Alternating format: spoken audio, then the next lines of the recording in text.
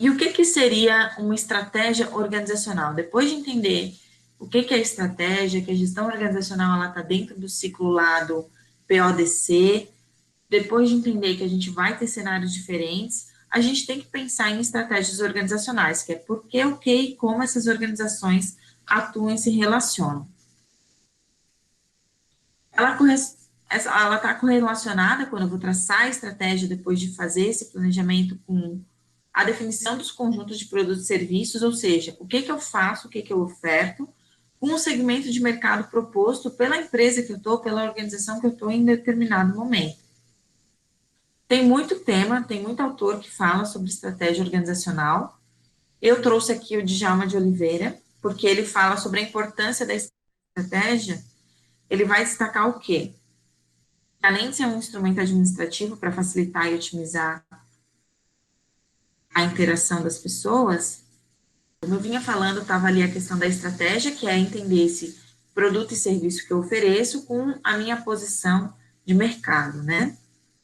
Aqui, pegando o que o Djalma de Oliveira traz sobre a importância da estratégia, ele fala muito, além de ser esse instrumento administrativo, facilitador e otimizador das empresas, com os fatores externos, lembram lá da nossa matriz SWOT, também tem uma forte influência sobre o fator interno da empresa. Eu escolhi ele porque ele faz essa correlação com a matriz que a gente acabou de olhar. Quando eu falo em SWOT, lembram que lá no finalzinho do texto ele falava, ok, coloquei tudo ali e agora, né? Qual que é a estratégia que eu vou adotar? Analisando a SWOT, eu posso ter determinadas posturas estratégicas, com base nesses critérios que eu vou fazer no levantamento do diagnóstico. Por exemplo, na análise, o que eu tenho? Na predominância de ameaças e pontos fracos, a gente vai ter uma estratégia chamada de sobrevivência. Não tem muito o que ser feito, né? Eu não tenho muitos pontos fortes para alavancar, eu não tenho oportunidades, então o que é a minha meta? É me manter no mercado. Quando eu tenho muita ameaça, um ambiente com muita ameaça, mas tem bastante ponto forte, posso adotar estratégias de manutenção. Quando é ponto fraco, muito, mas tem muita oportunidade, eu posso crescer, ter um determinado crescimento. E aqui, quando está o cenário ótimo, que a gente fala, que é de oportunidades e pontos fortes, eu caminho para uma linha de desenvolvimento. Na parte de sobrevivência, é esse contexto que eu falei, que há muitas ameaças e sem situação interna favorável. Não tem outra alternativa. Pode ser aplicada como uma situação, uma condição mínima para traçar um objetivo lá no futuro. O que eu tenho como tipo de estratégia de sobrevivência? Agora, eu dando exemplos, vocês vão ver bastante coisas que saem no jornal e saem nos noticiários, né, que é feita pelas empresas em períodos de crise. Primeiro, redução de custos, períodos de recessão. O que muitas vezes a gente olha? Demissão, trabalhar mais com just in time, que é adquirir as coisas quando eu vou vender as coisas, né? Melhorar a produtividade. A gente teve, por exemplo, as montadoras de automóveis. Não, aqui eu dei o caso da General Motors em Joinville, mas várias montadoras de automóveis fazem o quê? Férias coletivas. Entra em crise, é certo que a gente vai ver alguma notícia de alguma montadora falando sobre férias coletivas. Tem a parte também de um outro tipo, que é o desinvestimento. Aqui eu vou ter uma linha de produtos que pode deixar de ter interesse. Eu estava traçando um produto, desenhei um produto para colocar no mercado, mas estou numa situação que não tenho nada para alavancar esse produto, ele não vai gerar o resultado esperado. Isso aqui acontece muito em área de tecnologia. Se vocês assistiram o filme do Steve Jobs, conta exatamente os momentos de tomada de decisão que eles tiveram que desinvestir em alguns produtos. Tinha lá um produto que ia ser, né, a estrela daquela organização, mas o cenário foi mudando, ficou uma situação muito caótica financeira, não tinham pontos de oportunidade fora, tinham só ameaças pela concorrência. O que eles fizeram? Pararam aquela linha de desenvolvimento. E a gente também tem os casos, que são os casos mais extremos, que é a liquidação de negócio, né? A gente teve um caso bastante emblemático aqui em Santa Catarina, que foi na parte de tecelagem, que foi a Sufabril, que abriu falência em 99, mas ela foi fechada em 2014 e ficou com mais de 60 milhões em dívidas trabalhistas. Então, tem essa questão que a gente analisa, e essas empresas da área de vestuário e tecelagem aqui de Santa Catarina já estavam sofrendo impacto no final da década de 90, mas depois de 2010, com o boom aí do acesso ao mercado chinês, né, a liquidação desses negócios ela tem aumentado exponencialmente no estado. Então, a compra de tecidos, venda, está bem mais complexa do que já era. Estratégia de manutenção. O que eu tenho no meu cenário? O que eu analisei que me mostrou isso? Eu tenho muita ameaça, mas eu tenho muita força. Eu posso ter um RH muito forte, eu posso ter tecnologia embarcada nos meus produtos muito forte, eu posso ter recurso financeiro para segurar essa crise. Além de eu sobreviver, não vou precisar fazer desinvestimento, não vou precisar fazer férias coletivas e não vou precisar fazer a liquidação. Eu consigo manter aquele meu posicionamento conquistado no mercado graças a esses pontos fortes que foram investidos no passado. Essa é uma atitude defensiva perante as ameaças, né? Eu tô na defensiva, eu consigo me manter ali no posicionamento que eu tinha, estou segurando a concorrência, porque eu tenho muita coisa interna que me permite segurar isso. Na parte de manutenção, a gente pode ter uma estratégia de estabilidade, que é a manutenção do estado de equilíbrio que está ameaçado, ou retorno ao estado confortável que essa empresa detinha. Por exemplo, aumento da concorrência e problema financeiro, o meu foco vai ser o quê? Manter o meu ponto de equilíbrio. Todo mundo sabe o que é o ponto de equilíbrio de uma organização? Ponto de equilíbrio, a gente pode gravar ele de uma forma bem simples. Nem lucro, nem prejuízo. Eu estou em equilíbrio. Eu estou mantendo os meus custos variáveis e os meus custos fixos, mas não estou tendo lucro para permitir que eu faça mais investimentos, mas também não estou tendo prejuízo. Então, eu não estou tendo retiradas de caixa para me manter sobrevivendo no estado, no estado que eu estou ali, né? Vou me manter ali no meu posicionamento. Então, meu foco é me manter com um ponto de equilíbrio, nem lucro, nem prejuízo. Qualquer ação que eu tiver, que não tiver focada no ponto de equilíbrio, eu posso ter problema, porque a concorrência pode acabar ganhando esse mercado. Eu posso ter também a estratégia de especialização.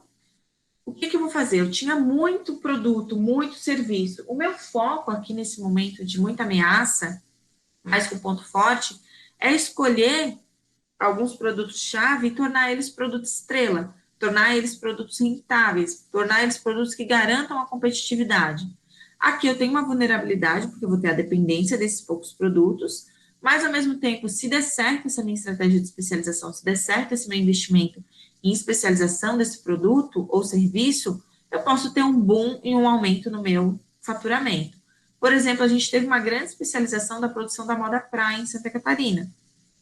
Né? A gente tinha ali um mercado e cresceu muito essa produção da moda praia para Santa Catarina. Mudou bastante o contexto, né? Mudou porque vieram designs diferentes, cores diferentes, formas diferentes. Eles passaram a vender mais atrelados à necessidade de um consumidor diferenciado. Então, isso é uma forma de fazer essa estratégia de especialização.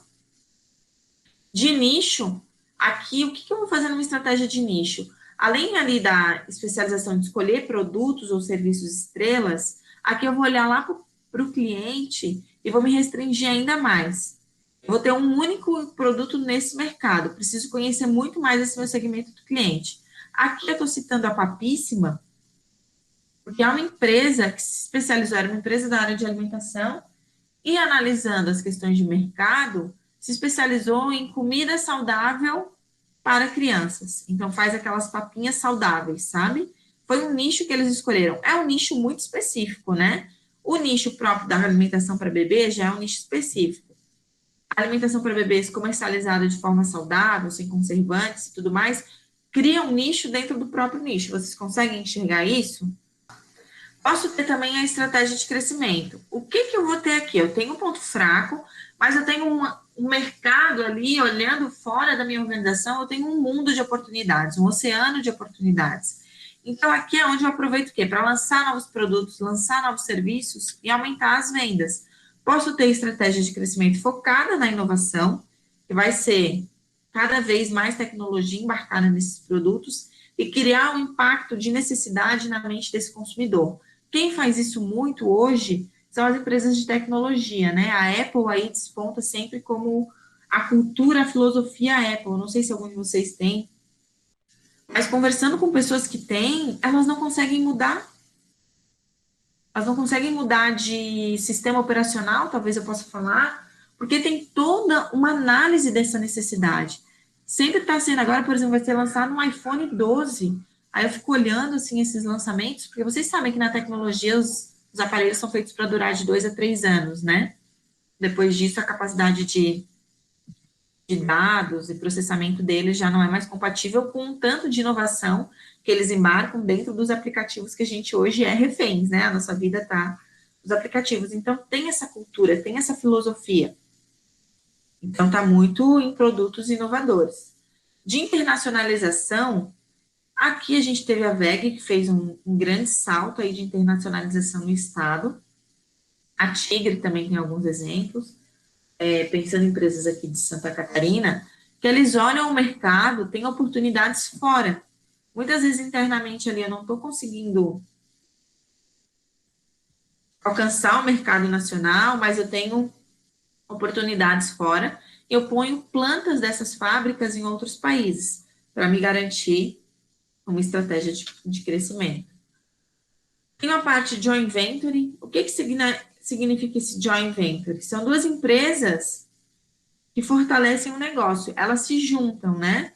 Elas se juntam para ficar mais forte. Elas têm uma expertise e se juntam para isso.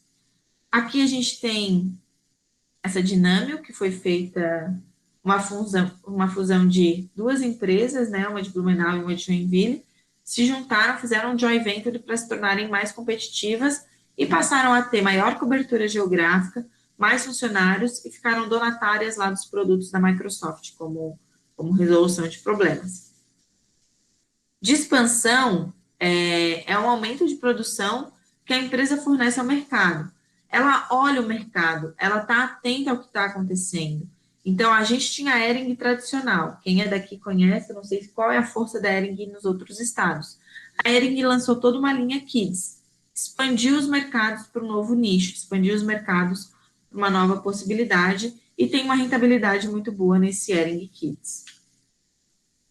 Na parte de desenvolvimento, é aquele momento ótimo, né? Eu tenho pontos fortes e tenho oportunidades ali para serem trabalhadas. Esse desenvolvimento ele pode ser mercadológico ou tecnológico, criando também novos negócios. Tipos de desenvolvimento de mercado.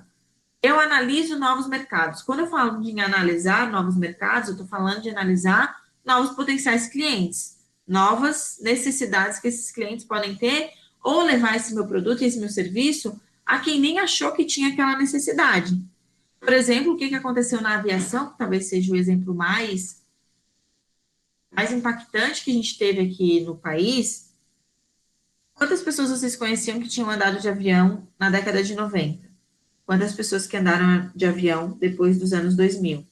Foi uma estratégia que foi feita nesse segmento de aviação para ampliar o público, ampliar o mercado. As passagens deixaram de ser algo que era elitizado e também se tornaram mais acessíveis para outras faixas da população.